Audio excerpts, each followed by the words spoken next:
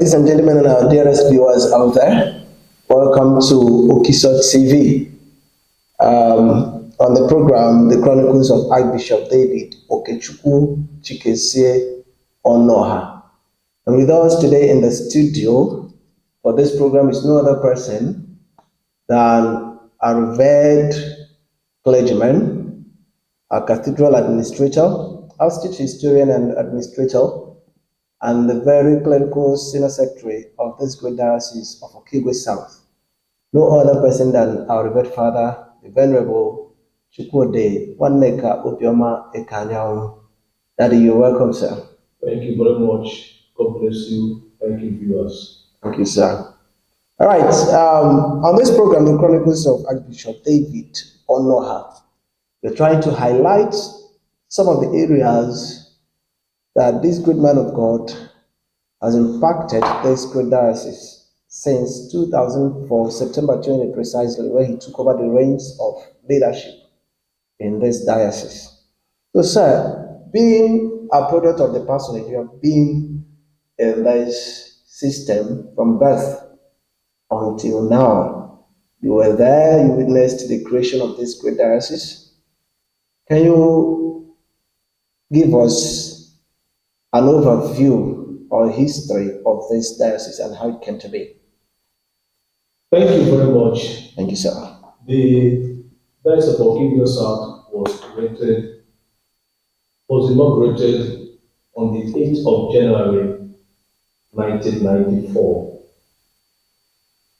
That's the first bishop, then Right Reverend B.C. Ayokolo, was enthroned as the pioneer bishop of the diocese.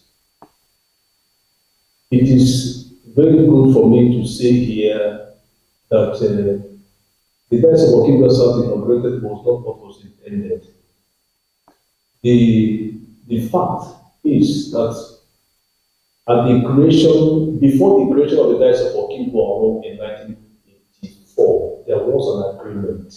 There was an understanding that after 10 years, the Diocese of Okigwe will be created out of Okigwe Diocese. Then the Diocese of Okigwe was inaugurated by November 1984.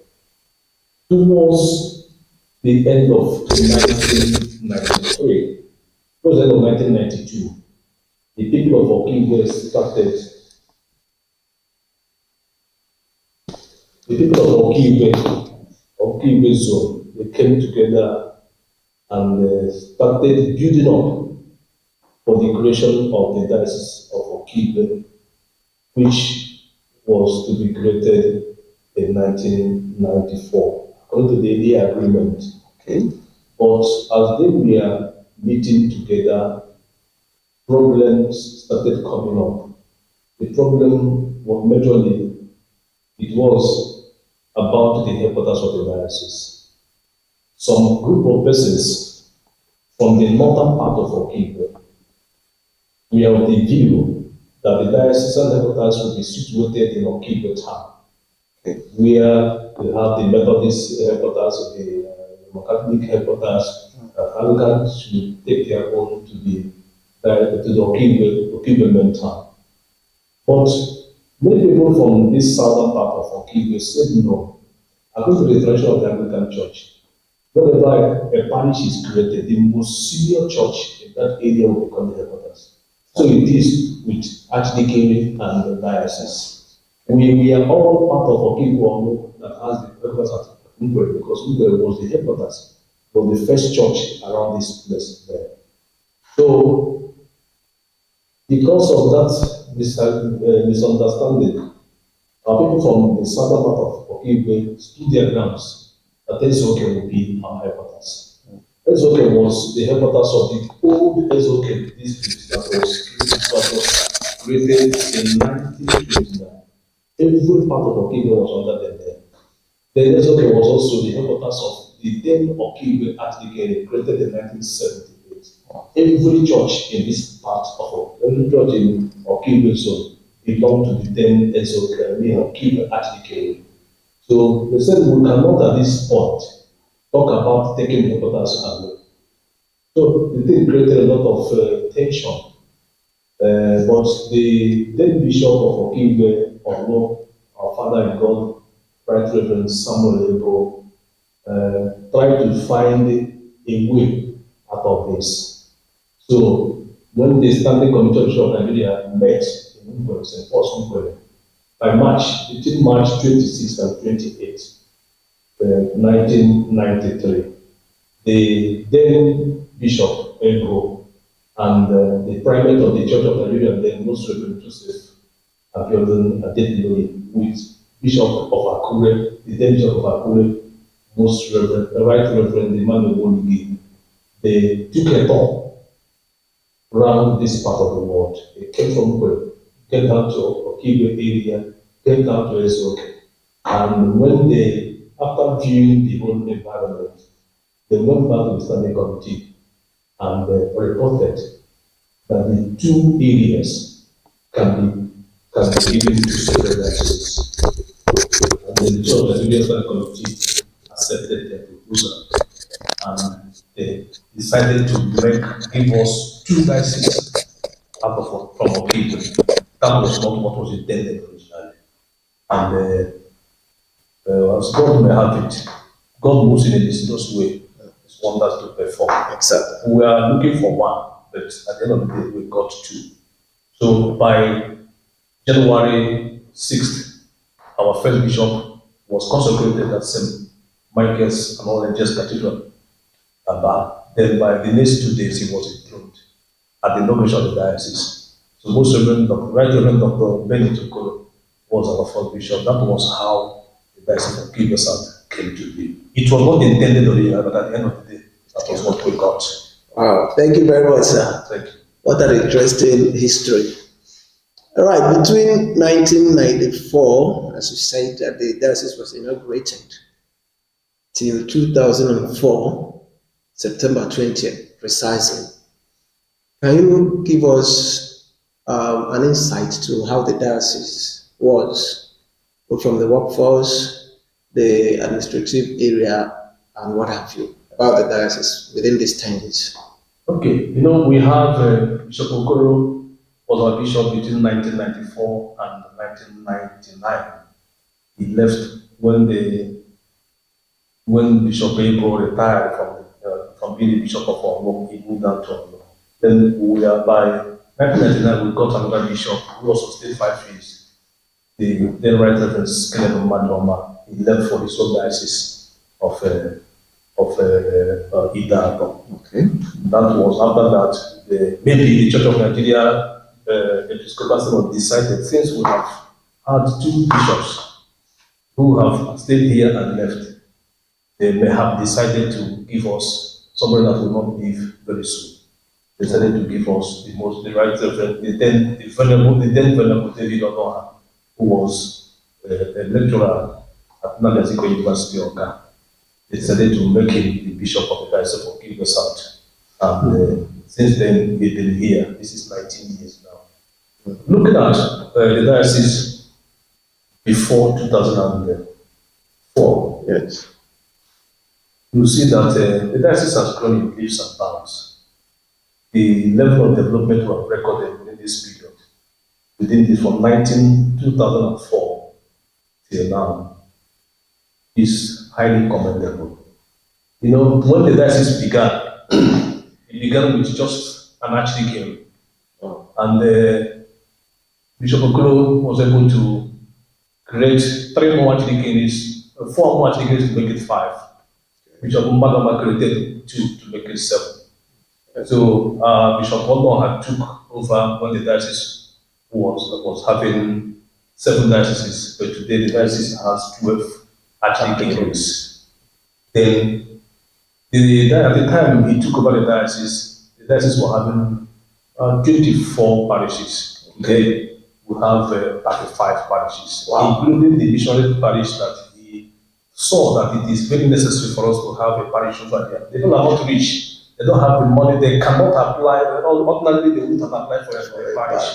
They had to let them have it because of the location. So then the diocese was having 66 churches. But today, we thank God that we have 94 churches. Wow.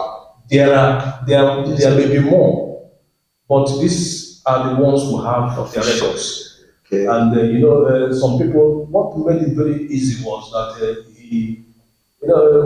this place is not expanding so much. People are even leaving this place for greener pastures. Yes. And it's not like township where people will come and be good, but it is difficult to create stations here and there here.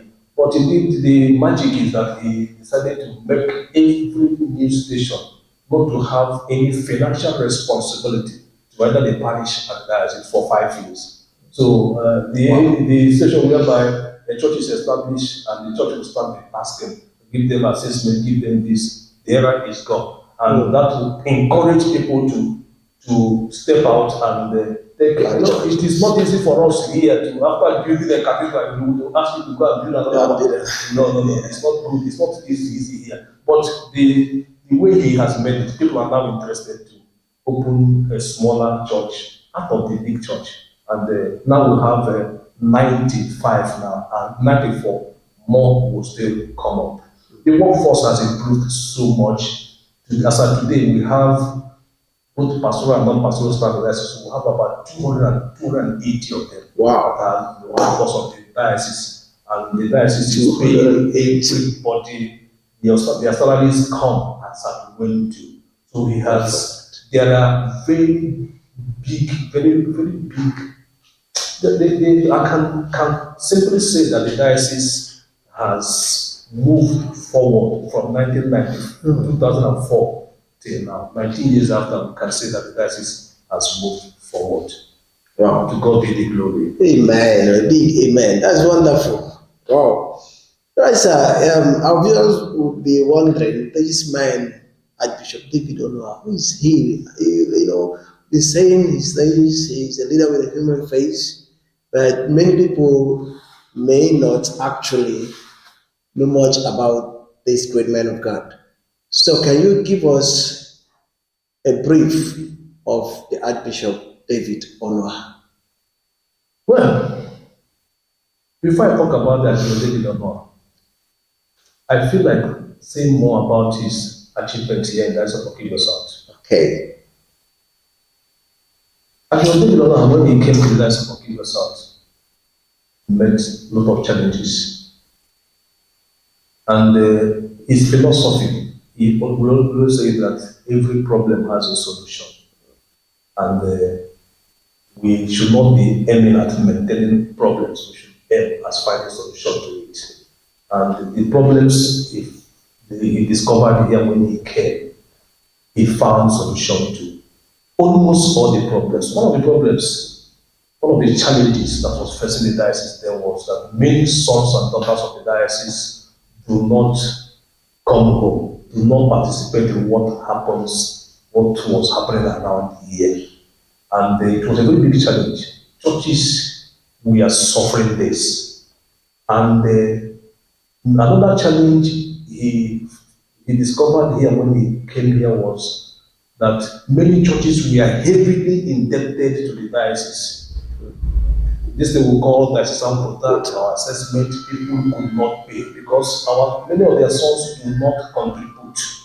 They do not think, they were not thinking go. It was a very big challenge here. If you come to our synod, the cream of our society, we are not part of the synod. And they don't participate, they don't contribute, they don't participate. And the synod it looks like as if it is just a PCC from churches gathered together to come and discuss issues. Yes. This was another challenge. Another challenge is, if you come to our diocesan programs that day, you see the level we are operating. At times, as a very young church worker, then I used to see only one legal officer who used to follow in the procession there. Only one can find just one at one. The highest you get is 2 persons. So many of these people, they were not showing much interest in what was happening here. He also discovered that many churches, developments were not coming out to these churches. These are some of the things some of the challenges he found when he came.